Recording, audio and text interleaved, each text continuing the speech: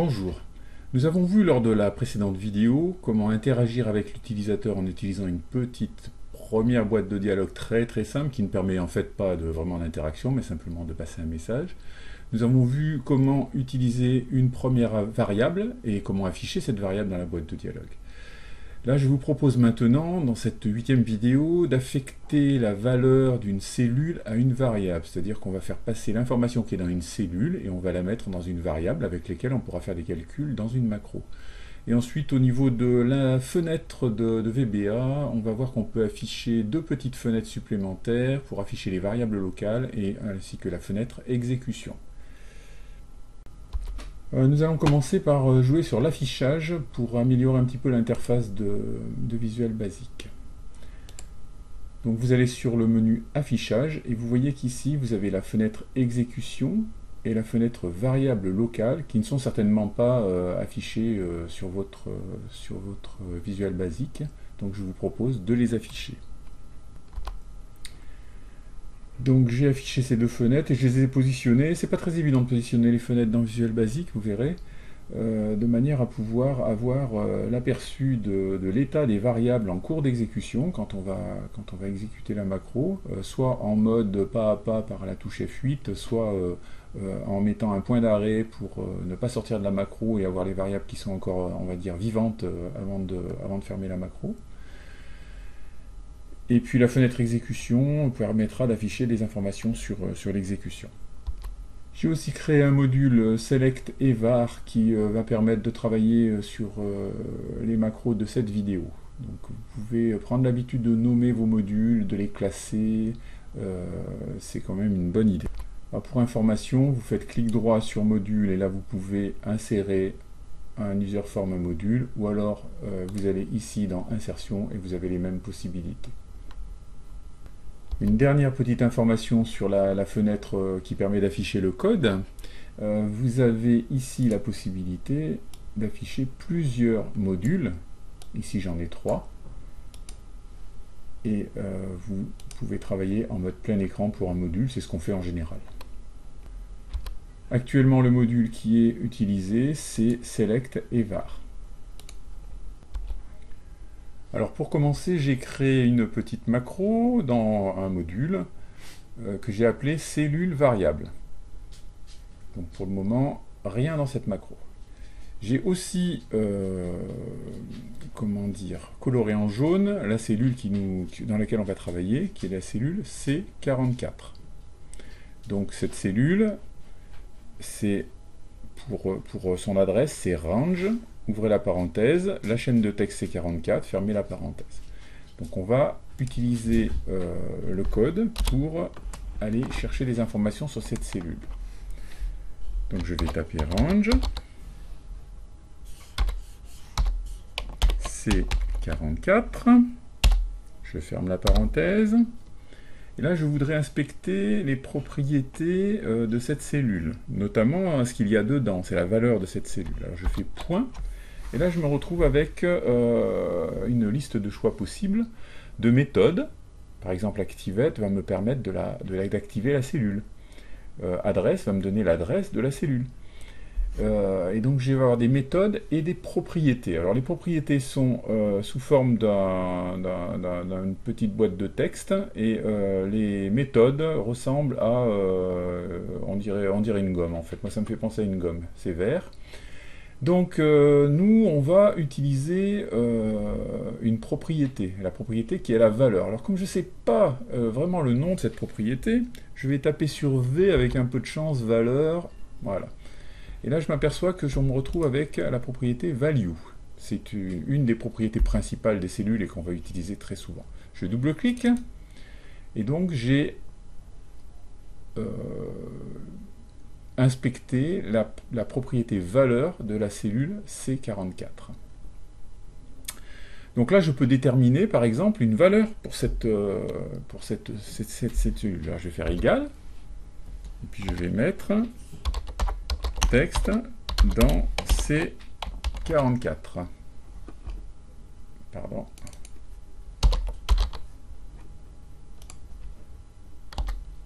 Si j'exécute ma macro, par F5, je je m'aperçois que en fait, j'ai affecté une valeur dans la cellule C44. Donc là, c'est dans le sens du code informatique, et je vais écrire une valeur dans C44. Alors maintenant, ce que j'aimerais faire, c'est le contraire, c'est-à-dire affecter à une variable le contenu, donc le texte, dans C44. Pour cela, je vais créer une variable. Et je vais, comme je vais essayer d'anticiper un petit peu sur mon code, c'est une bonne habitude. La dernière fois qu'on a utilisé une variable, on l'a déclarée, enfin on l'a pas déclarée en fait. On va déclarer quand même à Visual Basic qu'on veut utiliser cette variable. Pour déclarer une variable, on va la dimensionner. On va utiliser l'instruction dim. Et donc je vais lui donner un nom qui va être ma cellule.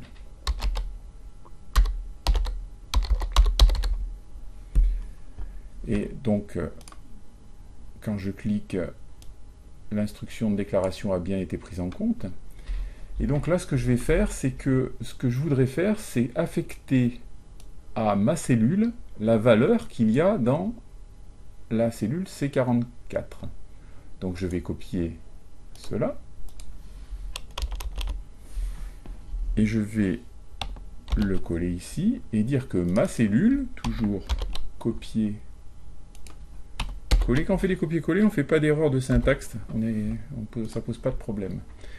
Donc là, j'ai écrit un bout de code qui va dire la variable ma cellule, qui est une boîte qui prendra ce qu'il y a dans la cellule, qui va s'adapter, égale range c44.value. Alors cette ligne-là ne m'intéresse plus parce qu'elle va faire le contraire. Donc je vais la neutraliser avec... Alors je vais lancer l'exécution en appuyant sur la touche F8 pour voir pas à pas ce qui va se passer. Alors, le dimensionnement de la variable n'a pas d'impact. Ma cellule, la variable ma cellule a une valeur vide pour le moment. Donc là, quand je vais cliquer sur F8, cette instruction va s'effectuer, et en fait, la valeur de ma cellule va prendre la valeur texte dans C44, si tout fonctionne bien. Et là, on s'aperçoit que la variable ma cellule contient la chaîne de texte, texte dans C44. Vous remarquez au passage que dans la fenêtre variable locale en bas, la variable ma cellule a pris la valeur texte dans C44. Et le format de cette variable, c'est variant string, c'est-à-dire c'est une variable qui peut prendre, qui est multiforme, donc qui est très pratique, mais qui en même temps va prendre beaucoup de place en mémoire, et qui a pris pour le moment la valeur d'un string. String, c'est une chaîne de caractères. Je termine l'exécution de ma macro par F8. Alors pour que ma macro ressemble un peu à quelque chose, on va rajouter l'affichage de la valeur de la variable, du contenu de la cellule, avec une boîte de dialogue. Alors msgbox. Alors la dernière fois qu'on a fait une msgbox très simple, on n'a pas mis de parenthèse. Mais en fait, ça marche, ça fonctionne, mais l'idéal, c'est quand même d'ouvrir une parenthèse, parce qu'ensuite, il y aura d'autres paramètres qu'on va utiliser. Donc, je vais utiliser une parenthèse, et je vais mettre la variable de ma cellule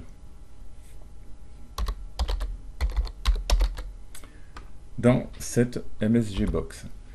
Pour que ça soit plus sympathique, eh ben, je vais rajouter du texte, parce qu'en fait, ma cellule, c'est une chaîne de texte, et donc je vais rajouter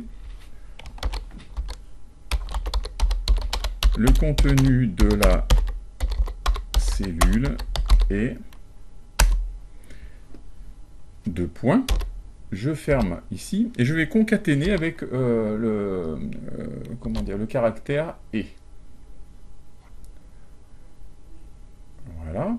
Alors je vais ensuite maintenant donc changer le texte qui est dans cette cellule.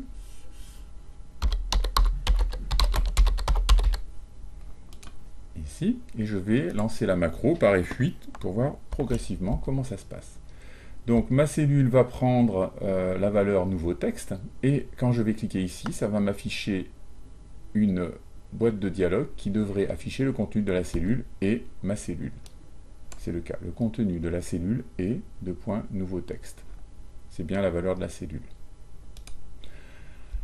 Alors pour terminer, je peux mettre une variable ici on va mettre 185, donc qui est une variable numérique. Alors les variables texte dans les cellules par défaut se mettent à gauche et les variables numériques à droite. Donc en fait Excel dans cette cellule a bien reconnu qu'il y avait une variable numérique. Si j'exécute la macro par F5, je vais avoir que le contenu de la cellule est 185 sous forme de texte. Sachant que le contenu de la boîte de dialogue, lui, c'est une chaîne de caractères. Et ma cellule ici a pris une valeur qui était une valeur de chiffres, une valeur de données numériques, et a été convertie en chaîne de texte. Donc 185, c'est une chaîne de texte. Voilà, vous pouvez maintenant donc récupérer le contenu d'une cellule par le biais d'une macro, l'affecter et le stocker dans une variable, ce qui permettra de faire des calculs, des concaténations, des comparaisons, etc. etc. Attention, on met déjà un peu le doigt sur un problème qui risque d'arriver par la suite, c'est que dans ma cellule, il est possible pour l'utilisateur de rentrer un texte ou des données chiffrées. Ce qui va générer par exemple des erreurs dans la macro. Si j'essaye de faire une addition avec un texte, ça risque de ne pas marcher. Donc il va falloir ensuite au niveau de la macro faire des tests pour vérifier ce qu'a rentré l'utilisateur et éventuellement sortir de la macro ou prendre des mesures pour que cette macro ne plante pas et que le code soit robuste.